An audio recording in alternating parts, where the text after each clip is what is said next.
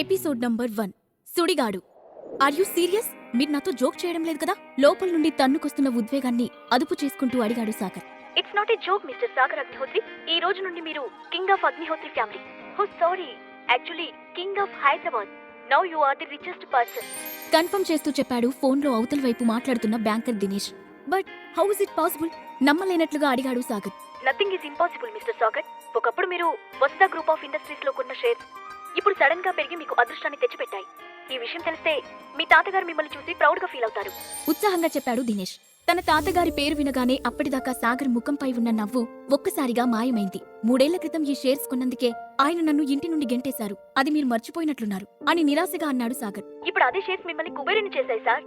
ఈ విషయం తెలిస్తే ఇప్పుడే ఆయనే మళ్ళీ మిమ్మల్ని ఇంట్లోకి ఇన్వైట్ చేస్తారు అన్నాడు దినేష్. సాగర్ చిన్నగా నవ్వి చూద్దాం, ఇంతకీ ఈ విషయం అందరికీ తెలిసిపోయిందా అని అడిగాడు. ఇంకా లేదు, కానీ మీ ఫ్యామిలీకి తప్పకుండా తెలిసిపోతుంది. ఎందుకంటే ఇప్పుడు మీరిప్పుడు హైదరాబాద్ లోనే రిచెస్ట్ పర్సన్ కాబట్టి తెలియకుండా ఆపడం అసాధ్యం అని నవ్వుతూ అన్నాడు దినేష్. ఇంతలో సాగర్ ఇప్పటిదాకా ఇక్కడే ఉన్నావు కదా, ఇంతలో ఎక్కడికి వెళ్ళిపోయావు అని కంగుమంటూ వినిపించింది శైలజారెడ్డి కంఠం. ఆమె గొంతు వినగానే అలర్ట్ అయిన సాగర్ హడావుడిగా, ఓకే దినేష్, ఈ విషయాన్ని మీరెవరికీ చెప్పకండి. కొన్ని రోజుల వరకు దీన్ని సీక్రెట్ గా ఉంచాలనుకుంటున్నాను అని చెప్పాడు.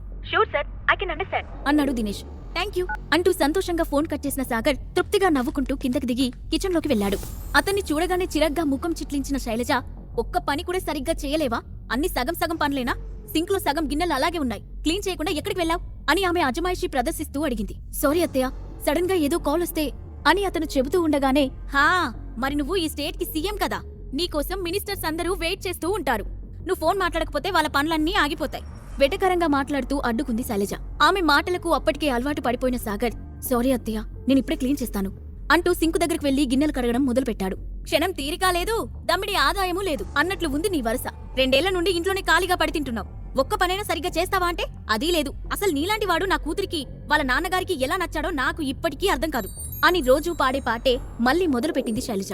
2 ఏళ్ల క్రితం శైలజ కూతురు అఖిలను ఇష్టపడి పెళ్లి చేసుకున్నాడు సాగర్. అఖిల తెలివైన అందమైన అమ్మాయి. తమ ఫ్యామిలీకి చెందిన కంపెనీలోనే మామూలు అసిస్టెంట్ పోస్ట్ లో జాయిన్ అయి ప్రస్తుతం అదే కంపెనీలో ఎండీ స్థాయికి చేరుకుంది. కొంచెం కోపం ఎక్కువే అయినా మనసు చాలా మంచిది. ఆమె కోసమే ఆ ఇంట్లో ఇల్లరికపు అల్లుడిగా ఉండిపోయాడు సాగర్. కానీ ఇప్పుడు ఆ బంధం కూడా తెగిపోవడానికి సిద్ధంగా ఉన్న గాలిపటంలా అటూ ఇటూ ఊగుతుంది. నేను చెప్పేదేమైనా వింటున్నావా లేదా అని శైలజ అరుపులతో ఈ లోకంలోకి వచ్చాడు సాగర్. హా వింటున్నా అత్తయ్య, చెప్పండి. గిన్నెల క్లీనింగ్ పూర్తవడంతో నాప్కిన్తో చేతులు తుడుచుకుంటూ అన్నాడు సాగర్. పాడిందే పాటరా పాచిపల్ల దసరా అని రోజు ఎన్నిసార్లు చెప్పమంటావు? పెళ్ళై 2 ఏళ్లవుతుంది. కనీసం ఇప్పటికైనా ఒక మొగాడిలా 4 డబ్బులు సంపాదించే మార్గం చూడు. నీ వల్ల నేను నా కూతురు తలెత్తుకోలేకపోతున్నాం. ఎక్కడికి వెళ్లినా శైలజారెడ్డి అల్లుడు పనికిరాని వాడంటా అని మొకాన్నే అంటున్నారు అంది శైలజ. ట్రై చేస్తున్నా అత్తయ్య, తప్పకుండా ఒక మంచి జాబ్ తెచ్చుకుంటాను అని అన్నాడు సాగర్. అదేదో త్వరగా తెచ్చుకో, లేదంటే నీ జాబ్ పోస్టింగ్ కన్నా ముందు నా కూతురి హస్బెండ్ పోస్ట్ నుండి తప్పుకోవాల్సి వస్తుంది అని సీరియస్ గా చెప్పి తన గదిలోకి వెళ్ళింది శైలజ. ఆమె వెళ్లగానే తుఫాను వెలిసిపోయిన ఫీలింగ్ రావడంతో సాగర్ ఒక్కసారిగా గట్టిగా ఊపిరి పీల్చుకొని వదిలాడు. పనులన్నీ పూర్తి చేసుకుని గదిలోకి వచ్చేసరికి సాగర్ మొబైల్ రింగ్ అవుతుంది. స్క్రీన్ వైపు చూసిన అతను అది తన తాతయ్య శరత్ చంద్ర దగ్గర నుండి వస్తున్న కాలని చూసి ఆశ్చర్యపోయాడు. 3 ఏళ్ల నుండి ఎలా ఉన్నావు, ఏమైపోయావని కనీసం ఒక కాల్ కూడా చేయలేదు. కానీ ఈ రోజు కాల్ చేస్తున్నాడంటే షేర్స్ వాల్యూ పెరిగిన విషయం తెలిసిపోయి ఉంటుందా అని అనుకున్నాడు. ఆ విషయం తలుచుకోగానే అతనికి నవ్వొచ్చింది. కాల్ లిఫ్ట్ చేయకుండా ఫోన్ పక్కన పడేశాడు. 2 నిమిషాల్లోనే మళ్లీ మొబైల్ రింగ్ అవ్వడం మొదలుపెట్టింది. ఈసారి అతను బాబాయ్ వైభవ్ కాల్ చేస్తున్నాడు. అది చూసిన సాగర్ డబ్బొచ్చిందని తెలియగానే వీళ్ళందరూ నన్ను బాగా మిస్ అవుతున్నట్లున్నారు అని అనుకుని, అసలింతకీ నాకెంత డబ్బు వచ్చిందో నేను అడగడం మర్చిపోయాను, ముందొకసారి అకౌంట్లో బ్యాలెన్స్ చెక్ చేద్దాం అనుకుంటూ లేచి వెళ్లి తన కబోర్డ్లో ఉన్న పాత వ్యాలెట్ ను వెతికి అందులో నుండి బ్లాక్ కార్డ్ ను బయటికి తీశాడు. 3 ఏళ్లుగా ముట్టుకోవడానికి కూడా పనికిరాని ఈ కార్డ్ ఇప్పుడు నా తలరాతను చెప్పబోతుంది అనుకుంటూ దానిపై ఉన్న కస్టమర్ సర్వీస్ నంబర్ కు కాల్ చేశాడు. Black card VIP customer care కి కాల్ చేసినందుకు ధన్యవాదములు. నేను మీకు ఏ విధంగా సహాయపడగలను అంటూ అందమైన వాయిస్ వినిపించింది. హాయ్, నా పేరు సాగర్ అగ్నిహోత్రి. నా అకౌంట్లో బ్యాలెన్స్ ఎంతుందో తెలుసుకోవాలనుకుంటున్నాను డైరెక్ట్ గా పాయింట్ కు వస్తూ అడిగాడు సాగర్. షూర్ సార్, మీ అకౌంట్ డీటెయిల్స్ చెప్తారా అని రిక్వెస్టింగ్ గా అడిగింది ఆ అమ్మాయి. ఒక్క నిమిషంలోనే డీటెయిల్స్ ఇచ్చిన సాగర్ ఆమె చెప్పే సమాధానం కోసం చెవులు రిక్కించి ఎదురు చూస్తూ ఉన్నాడు. 2 నిమిషాల తర్వాత, hello mister Sagar Agnihotri, sorry for delay. If you don't mind మీరు డైరెక్ట్ గా బ్యాంక్ కు వచ్చి మీ డీటెయిల్స్ తెలుసుకుంటారా? మీ అమౌంట్ సిస్టమ్ లో ఉన్న డిజిట్స్ లో చూపించడం లేదు అని చెప్పింది. వాట్, మీరేమంటున్నారు? ఆశ్చర్యంగా అడిగాడు Sagar. Sorry for inconvenience mister Sagar. ఒక్కోసారి అకౌంట్ బ్యాలెన్స్ ఎక్కువగా ఉండటం వల్ల కూడా ఇలా జరగచ్చు. Maybe you are the richest person అని అంది. ఆ మాట వినగానే సాగర్ పట్టరాని సంతోషంతో ఓకే థ్యాంక్ యూ అని కాల్ కట్ చేసి యాహూ! కంప్యూటర్ డిజిట్స్ కి కూడా అందని అమౌంట్ అంటే ఇక మనకి తిరుగులేదు. ఈ రోజు నుండి ఐఎమ్ ది కింగ్ అని అనుకున్నాడు. ఇంతలో సాగర్, ఎక్కడున్నావ్? అఖిల వచ్చే టైం అయింది, వచ్చి కాఫీ పెట్టు అంటూ వినిపించింది శైలజ గొంతు. ఆ గొంతు వినగానే అతను నవ్వుకుంటూ, ఒకవేళ నేను నిజంగా కింగ్ అయినా కూడా ఈ అత్తయ్య మాత్రం నెక్స్ట్ మినిట్ లోనే కింగ్ గారు ఒక కప్పు కాఫీ తీసుకురండి అంటుందేమో అనుకుంటూ కిచెన్ లోకి వెళ్లాడు. సాయంత్రం 5 గంటలవుతుండగా ఆఫీస్ నుంచి ఇంటికొచ్చిన అఖిల అలసటగా సోఫాలో వాలిపోయింది. ఆమె అడుగుల శబ్దంతోనే అఖిల ఇంటికి వచ్చిందని గుర్తుపట్టిన సాగర్ వేడివేడిగా ఉన్న కాఫీ కప్ తీసుకుని వెళ్లి ఆమె ముందు పెడుతూ, గుడ్ ఈవినింగ్ అఖిల అని అన్నాడు. గుడ్ ఈవినింగ్ సాగర్ అని చిన్నగా నవ్వుతూ కాఫీ తీసుకున్న ఆమె ఒకసారి ఆ అరోమాను గుండెల నిండా పీల్చి కాఫీ సిప్ చేసింది. హౌ వాస్ ద డే అని ఆమె పక్కనే కూర్చుంటూ అడిగాడు సాగర్. నాట్ బ్యాడ్ ముభావంగా చెప్పింది అఖిల. ఆఫీస్లో ఏదైనా ప్రాబ్లమా అనుమానంగా అడిగాడు సాగర్. ఆమె ఏదో చెప్పబోతుండగానే, ఏదైనా ప్రాబ్లం ఉంటే మాత్రం నువ్వు తీర్చేస్తావా ఏంటి? అలా అయితే ఆమెకు ఉన్న అసలైన ప్రాబ్లం నువ్వే అంటూనే అక్కడికి వచ్చి వాళ్ళ ఎదురుగా కూర్చుంది రజిత. ఆమె అఖిల బెస్ట్ ఫ్రెండ్. చిన్నప్పటి నుండి వారిద్దరూ కలిసి పెరగడం వలన ఆ ఇంట్లో ఆమెకు స్వతంత్రం ఎక్కువ. అందుకే ఏ మాటైనా ఇట్టే అనిస్తుంది.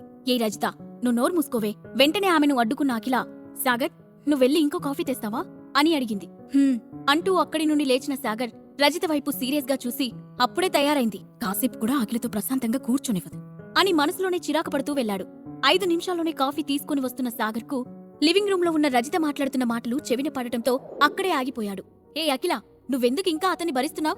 నువ్వెంత వెయిట్ చేసినా అతను మారడు. ఇలా ఇంట్లో కూర్చొని కాఫీలు పెట్టడం, గిన్నెలు కడగడానికి అలవాటు పడిపోయాడు. నా మాట విని అతనికి డివోర్స్ ఇచ్చి నీ లైఫ్ నువ్వు చూసుకో అని అంది రజిత. ఆ మాటలు విన్న సాగర్ చేతిలో ఉన్న కాఫీ కప్ ను గట్టిగా పట్టుకుంటూ అఖిల సమాధానం కోసం ఎదురుచూశాడు. 2 నిమిషాల పాటు మౌనంగా ఉన్న అఖిల ఆ తర్వాత నిట్టూర్స్తూ, 2 ఏళ్ల క్రితం నాకు తెలిసిన సాగర్ ఇలా ఉండేవాడు కాదు రజిత. చాలా కాన్ఫిడెంట్ గా, లైఫ్ పట్ల ఫోకస్ గా ఉండేవాడు. అందుకే డాడీ అతన్ని పెళ్లి చేసుకోమనగానే వెంటనే ఓకే చెప్పాను. కానీ అతను సడన్ గా ఇలా ఎందుకు మారిపోయాడో అర్థం కావడం లేదు అని అంది. అప్పుడేలా ఉన్నాడు, ఇప్పుడేలా ఉన్నాడు అని లెక్కలు వేసుకుంటూ నీ లైఫ్ వేస్ట్ చేసుకోకు. Be practical. అతని వల్ల నీకు కొంచెం కూడా యూజ్ లేదు. ఇంకా ఎందుకు ఆలోచిస్తున్నావు? విసుగ్గా అడిగింది రజిత. ఎందుకంటే నేను కూడా ఆన్సర్ చెప్పలేను రజిత. 2 ఏళ్ల మా రిలేషన్షిప్ లో అతను నన్నెప్పుడు బాధ పెట్టలేదు. అలా అని భర్తగా సెక్యూరిటీ ఫీలింగ్ కూడా కలిగించలేదు. కానీ అతను మంచివాడు రజిత. కొంచెం టైం ఇస్తే మళ్ళీ నార్మల్ అవుతాడని అనిపిస్తుంది. పైగా అతనికి నేనంటే చాలా ప్రేమ అంది అఖిల. మరి నీకు అతనంటే ప్రేముందా వెంటనే అడిగింది రజిత. ఆ ప్రశ్నకు సమాధానం చెప్పలేనట్లు నిస్సహాయంగా చూసింది అఖిల. అప్పుడు రజిత నవ్వి, పిచ్చి అఖిల, ఒకరి మీద జాలితో చేయడానికి ఇది దానం కాదు, నీ లైఫ్. భార్యాభర్తల బంధంలో లవ్ ఒకటే ఇంపార్టెంట్ అనే మాట కథల్లో చెప్పుకోవడానికి బాగుంటుంది. లైఫ్ లో వర్కౌట్ అవ్వదు. అది నీ విషయంలో క్లియర్ గా ప్రూవ్ అయింది. ఇప్పటికైనా ధైర్యంగా ఒక డెసిషన్ తీసుకో అని అంది. చూద్దాంలే, ఇక ఈ టాపిక్ వదిలే అంది అఖిల. సరే నీ ఇష్టం. ఇంతకీ ఆఫీస్ లో కొత్త ప్రాజెక్ట్ ఏదో టేక్ ఓవర్ చేశానన్నావు, ప్రోగ్రెస్ ఎలా ఉంది అని అడిగింది రజిత. ఆ ప్రశ్న వినగానే అఖిల నీరసపడిపోతూ, ఇప్పుడు అదే పెద్ద ప్రాబ్లం నాకు. వాళ్ళ కాంట్రాక్ట్ కి రెడీ చేసిన డేటాలో ఎర్రర్ వచ్చింది. అది గమనించకుండానే మన company products team products ready చేసి వాళ్ళకి పంపించారు. వాళ్ళ రిక్వైర్మెంట్ కి మన ప్రొడక్ట్స్ రీచ్ అవ్వకపోవడంతో వాళ్ళిప్పుడు కాంపెన్సేషన్ గా 40 crores అడుగుతున్నారు. అది కట్టకపోతే కంపెనీ పరిస్థితి కొంచెం కష్టమే. మన దగ్గర ఇప్పుడు అంత ఫండ్స్ కూడా లేవు. 1 వీక్ లో అంత డబ్బు ఎలా కట్టాలో తెలియడం లేదు. ఎందుకో కొంచెం భయంగా ఉంది రజిత అంది. ఆమె గొంతులో వినిపించిన భయం సాగర్ ను అక్కడ నిలబడనివ్వలేదు. వెంటనే లోపలికి వెళ్లిన సాగర్ ఆమె చేతిలో కప్ ను రజితకి ఇచ్చి వెళ్లి అఖిల పక్కనే కూర్చొని, అఖిల లోపలికి వస్తూ అనుకోకుండా నీ మాటలు విన్నాను. ఆఫీస్ లో ఏదో ప్రాబ్లం అంటున్నావు. ఆ డబ్బు నేనిస్తాను, నువ్వు టెన్షన్ పడకు అని అన్నాడు. ఆ మాట వినగానే రజిత ఒక్కసారిగా పెద్దగా నవ్వుతూ,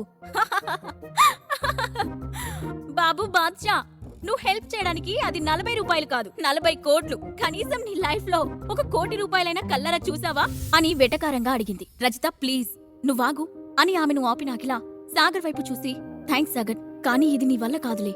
నా ట్రయల్స్ ఏవో నేను చేస్తాను అని చెప్పి అక్కడి నుండి లేచి వెళ్లిపోయింది. పాపం హీరో హెల్ప్ చేయడానికి వచ్చాడు అని ఈసడించుకుంటూ రజిత కూడా వెళ్లిపోయింది. అఖిలకు ఎలాగైనా హెల్ప్ చేయాలి. రేపు ఉదయాన్నే బ్యాంకుకు వెళ్లి అకౌంట్లో ఎంత అమౌంట్ ఉందో తెలుసుకోవాలి అనుకుంటూ బెడ్ పై పడుకున్నాడు సాగర్. ఇంతలోనే అతని మొబైల్ రింగ్ అయింది. మళ్ళీ అతని బాబాయ్ దగ్గర నుండి కాల్ వస్తూ ఉండటంతో ఉదయం నుండి ఇది 100వ సారి. వీళ్ళకి ఇంత సడన్ గా నాపై ఇంత ప్రేమ ఎందుకో? లిఫ్ట్ చేయకపోతే ఈ రాత్రి నిద్ర కూడా పోనిచ్చేలా లేరు అనుకుంటూనే చిరాగ్గా కాల్ లిఫ్ట్ చేసి హలో అని అన్నాడు. సాగర్, ఎలా ఉన్నావు? అటువైపు నుండి ఆప్యాయంగా అడిగాడు వైభవ్. ఎందుకు ఫోన్ చేశారు? అతని ప్రశ్నకు సమాధానం చెప్పకుండా అడిగాడు సాగర్. నీకింకా కోపం తగ్గినట్లు లేదు అని మామూలుగా మాట్లాడటానికి ప్రయత్నించాడు వైభవ్. విషయమేంటో చెప్తారా? ఫోన్ పెట్టేయమంటారా విసుగ్గా అన్నాడు సాగర్. వద్దు, చెప్తాను. రేపు ఒకసారి నువ్వు మన ఇంటికి వస్తావా? నీతో మాట్లాడాలి అని అడిగాడు వైభవ్. ఆ మాట వినగానే సాగర్ కి 3 ఏళ్ల క్రితం జరిగిన సంఘటన గుర్తొచ్చింది. నువ్వింట్లో ఉండడానికి వీల్లేదు. ఇక నీకు అగ్నిహోత్రి ఫ్యామిలీకి ఎలాంటి సంబంధం లేదు. గెట్ అవుట్ అంటూ తన తాతయ్య శరత్ చంద్ర అరిచిన అరుపులు అతని చెవుల్లో ఇంకా వినబడుతున్నాయి. దాంతో సాగర్ విరక్తిగా నవ్వి మనిల్లా అదెక్కడుంది అని అన్నాడు. రే సాగర్, అలా మాట్లాడు. రేపొక్కసారి నన్ను కలువు. నీకు చాలా విషయాలు చెప్పాలి. నువ్విక్కడ లేని 3 ఏళ్లలో ఏవేవో జరిగిపోయాయి. ఇప్పుడు ఈ ఇంటికి నువ్వు చాలా అవసరం అని అన్నాడు. ఆ మాట వినగానే సాగర్ నుదురు అనుమానంతో ముడుచుకుంది. ది గ్రేట్ అగ్నిహోత్రి ఫ్యామిలీ వారసుడైన వైభవ్ నోట్ నుండి అలాంటి మాటలు అతను ఊహించలేదు. అందుకే కొంచెం మెత్తబడుతూ సరే, నేను రేపు కలుస్తాను అని అన్నాడు సాగర్. థ్యాంక్స్ రా, థ్యాంక్ సో మచ్. అయితే రేపు నేనే కాల్ చేస్తాను అన్నాడు వైభవ్. సరే అంటూ ఫోన్ పెట్టేసిన సాగర్ మనసు గతంలోకి జారిపోయింది. అత్తగారింట్లో అవమానాలు పడుతున్న సాగర్ గతం ఎలాంటిది? తన భార్యకు హెల్ప్ చేసి ఆమె ప్రేమను పొందాలనుకుంటున్న సాగర్ కోరిక నెరవేరుతుందా? ప్రేమ ఉందో లేదో తెలియని బంధాన్ని అఖిల నిలుపుకుంటుందా? ఈ ప్రశ్నలకు సమాధానాలు తెలుసుకోవాలంటే నెక్స్ట్ ఎపిసోడ్ వినాల్సిందే.